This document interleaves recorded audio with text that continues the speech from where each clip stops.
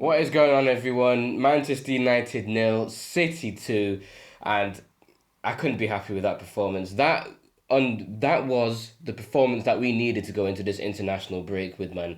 Um, City understood the assignment. We understood the assignment. I said we could not lose, and the City players realised that we could not lose, and they went there and showed United how it was done. It was men against boys in that game. Honestly, like it's embarrassing for them because they were absolutely thrashed 5-0 by Liverpool just a few weeks ago, and now they come here. They've lost 2-0, and honestly, if it wasn't for David De Gea, this could have been 5-0 as well. It was that bad of a performance from United. Terrible. But I could not care less. And the fact that it was only 2-0 means that Ole keeps his job, which is a dream come true. So everything has just gone right for us today. We were just dominant in that first half, especially. We were dominant in that first half. We were pressing aggressively. We were winning the ball back in dangerous areas. We were forcing the back three into mistakes. We were stretching out the pitch with Jesus and Foden out wide, stretching the wing backs, which is what you need to do against the back five, because breaking down a back five with inverted wingers is really not the one. You have to make sure that you're utilising the wide areas, otherwise it can be a pretty hard performance trying to break a back five down. But Pep got it right, the players got it right, and I couldn't be happier, man. Gonna go on to some of the goals. The first goal was just from a period of just absolute sustained pressure. It was brilliant, brilliant worked goal. I think it was Bernardo Silva who whipped one across the box, but obviously, and then Gundo almost scored. Didn't get the touch. Came back out to Cancelo. Cancelo whipped it back in and came off by in threw it into his own goal, and that was 1-0 City. And I went mad because United have had this hoodoo over us in the last few seasons in the Premier League, and just to see that goal go in and just to see the look on the United fans' faces and the crowd was just a thing of beauty, man.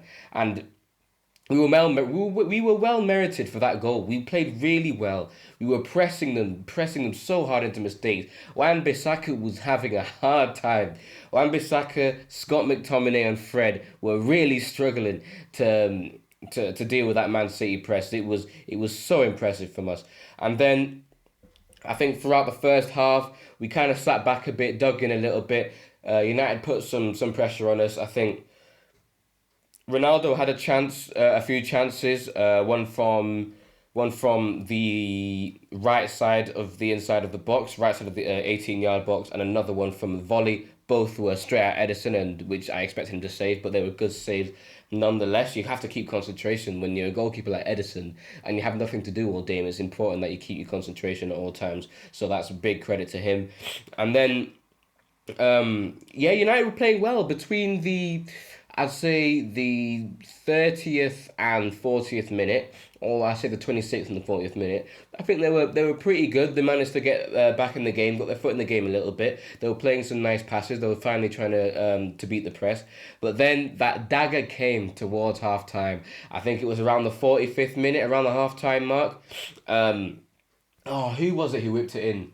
I think it was. I think it was Cancelo. Was it Cancelo? I don't remember. It was either Gundogan or it was Cancelo. It was one of those two. They whipped it a deep cross into the near the touchline, near the penalty box, and it was a very tight angle for Bernardo Silva, but he just squeezed it past the Hayes near post, and he should have saved it, to be honest. But it was it was just a weird finish. I didn't think it went in. Do you know what I mean? I didn't think it went in, so I was a bit confused, saying what's going on, what's happening, because everything, like, it's like time stood still for like 3 seconds because no one knew, did the ball go in, did it hit the side netting? But it was poor goalkeeping from De Gea, who had a really good first half that way, in that first half, but I think we deserved that 2-0 lead going into half time. Also, I want to talk about that first half. How De Gea was just on something else, man. Like, the amount of chances we had. De Bruyne had a chance where he hit it with the outside of his foot. I think it was, who else? Jesus had a chance when he saved it off the line. He almost stopped another own goal from Lindelof. Like, it was Crazy, crazy goalkeeping. And of course, it's against Manchester City where that goalkeeping comes in. It doesn't make any sense at all. But like Pep said before, at Man City, nobody helps you. You got to help yourself at this club. But yeah, that was just a very good first half, and I was happy going into half time 2-0 up because if we were only 1-0 up, I would have been a bit nervy. But second half, it was more about game management, really. It was just we were more conservative. We weren't really as aggressive as in the first half, which it was a bit frustrating because until around the 60th minute, United were actually getting some good opportunities, and I thought, oh no, we're gonna bottle it again. They're gonna get back in the game, but after around the 65th minute, I think we kept hold of the ball from the 60th minute until the 70th minute. Honestly, I don't think they even touched the ball once in that 10-minute period. It was crazy. Like there was just such a gulf in quality between the two sides. It was unreal, and it was beautiful to see from a Manchester City perspective. Going on to the players now. Edison, good performance. Made a few good saves. I haven't really got much to say about him. Had nothing to do all games as United didn't even touch the ball in the second half, especially. So he just it was just okay. Edison doing what Edison does best, isn't he? Cancelo, oh goodness me. How good is Joao Cancelo, man? How good is Cancelo? He is absolutely unreal. One of the best fullbacks on the planet right now. And I honestly think only Trent can hold a candle to him. I saw this stat on Twitter after the game. This is from Squawker. He made the most final third passes this is in the Premier League season. So this is João Cancelo's Premier League stats this season for Manchester City. So he's made the most final third passes, 321. He's won the most aerial duels, 21. The most ground duels, 61. He's had the most shots, 26. The most through balls for a fullback in 10.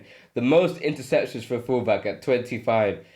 126, which is the most passes into the final third, most passes into the opponent's box with 69, most tackles made with 23, and I could go on and on and on.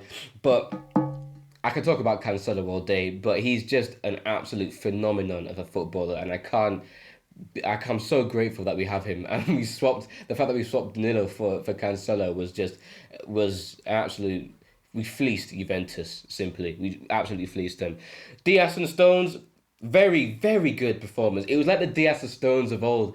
They have some kind of partnership, some kind of brotherhood that I can't really see with Diaz and Laporte. As something about Diaz and Stone, I think because they're friends, and I think because they're friends, it makes the difference. Do you know what I mean? It makes I think they know each other more, they know each other's game more. They're not really trying to compete with each other as much. They're not really strangers to each other. They're like friends. They know each other's strengths. They know each other's weaknesses. And seeing them absolutely pocket Ronaldo and Fernandes today was a thing of beauty, man. Especially given how lethal Ronaldo has been recently. But they were just amazing today. Walker, how good has Walker's passing been? He has been really good, very good with his passing lately. I think he's kind of evolved from a more conservative, traditional staying back in his defence right back. I mean, he still is that, but I think he's evolved his game a little bit to go. He's gone a bit forward. He's trying to go forward to link up with Bernardo Silva, to link up with Kevin De Bruyne and Jesus on the right hand side. He's making those overlapping runs, which was very encouraging to see. Especially, it's not common that you see players evolve their game, especially when they hit 30. So that was very encouraging to see. De Bruyne, very good. I wouldn't say it's his best performance, but it was a good performance. I think he was a lot better than he has been in recent games because I think he tried to keep it simple. You know what I mean?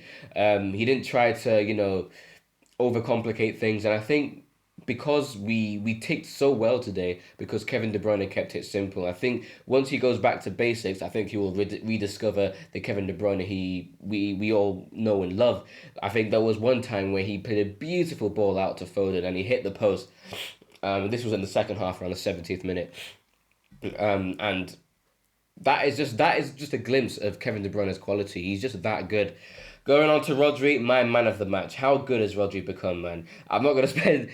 I could talk all day about how good Rodri has become, but he is just so good. He was so composed. He was so intelligent. He was physical as well. He's evolving into the DM that we always wanted him to be, and the DM that we knew he could be. He just needed that time. It's not easy to adapt to a system, and he's done that. It took him 2 seasons, fair enough, but he's done that, and he's done that perfectly tonight. So that is just a big credit to him. Gundogan was fine. Again, I think he's coming back from his injury that he suffered early season, so I'm not really going to be too harsh on him. He wasn't the best, but he wasn't the worst either. He did make a few good link-up passes. Could have scored himself as his touch wasn't poor. It was a good ball from, I think it was De Bruyne into his feet, but unfortunately his touch wasn't quite there. The front three, Jesus worked really hard. Wasn't his day, unfortunately. He had his opportunity to score, but it was an amazing save by De Gea. But he worked really hard, and he was tracking back. He was making sure he was defending. He just knows that even though he didn't really play well, you could tell he was trying. He was playing for the Bads because he knew what this game meant to us, and he knew what the game means to the fans. Going on to Bernardo Silva and Foden. Foden was a little bit quieter than he normally is, but he was still really good. It's crazy. Like I say this every game day. It's crazy how good Foden is, and he wasn't quite as magical as he can be, but it wasn't terrible. It was just a good performance. I'd say, a 7 out of 10, 8 out of 10. And Bernardo Silva was good. He was good. He was linking up well. Got the goal. He loves the goal against Manchester United. I think that's 3 and 4 seasons now, and he and he always does the same knee slide in front of their fans, which I just which I love, man, which I absolutely love. And the thing is, I love his defensive work that he does as well. He always tries to track back. I saw it one time. This guy's meant to be as the false nine for us, and he was almost where Stones and Walker was when him and De Bruyne were interchanging, and he was just defending so well, and we didn't have the ball. I love this guy, and if we don't give him a new contract, I don't know what we're doing at the club. But we didn't make any subs. We didn't make any subs today, which speaks volumes about United more than us, really. It wasn't really we didn't sweat. We didn't sweat. We sweated in the first half, got our 2 goals, and the second half we were like, oh, United aren't going to create anything. We're just going to pass the ball around and see out this game because we know we're better, and we played like we were better than them because we are better than them. And looking at the Premier League table, if I can get that up, I think that puts us second with 5 points behind Chelsea. Jeez, I didn't know the points difference was that. This is 5 points behind Chelsea. We're a long way behind because they're winning right now against Burnley. So we're 5 points behind, but hopefully Burnley can do us a favour. Not really holding out too much hope for that, I'm afraid. But going into the international break, United have Chelsea soon. I think about 2 matches after we come back, which I hope United can get a result, even though I'm happy we beat them today, but I hope we can get a result against Chelsea, which would benefit us nicely. Also, there was this funny thing as well, just before. United had more shots against their own keeper than they did against Ederson today, which... They're terrible, aren't they? And I can't... Do you know how happy that makes me? Like, to see how terrible they actually are, because... Finally, they know how it feels like to be awful. Because Man City, we were awful for years. We were always looking up at them. But now they're looking up at us because this city is blue. Like I said in the preview, this is our city. Yeah, you have to remember that this we are the pride of Manchester, and we have made sure we put Manchester on the map with this result, and I think it's a real statement of intent that we're not giving up the title easily. We're going to be chasing Chelsea all the way, and hopefully if United can get a result against Chelsea in a few weeks' time, that will put us right back in the hunt to catch them. But anyways, this was the perfect result we needed to go into the international break. I think we play Everton when we come back, and then we have a big game against PSG, and I couldn't have asked for more today. So let's just hope England don't bore us to death in the international break, and let's hope we come back and we beat Everton and we beat PSG. But anyways, it's been your boy Ryan. Thank you so much for watching. Peace.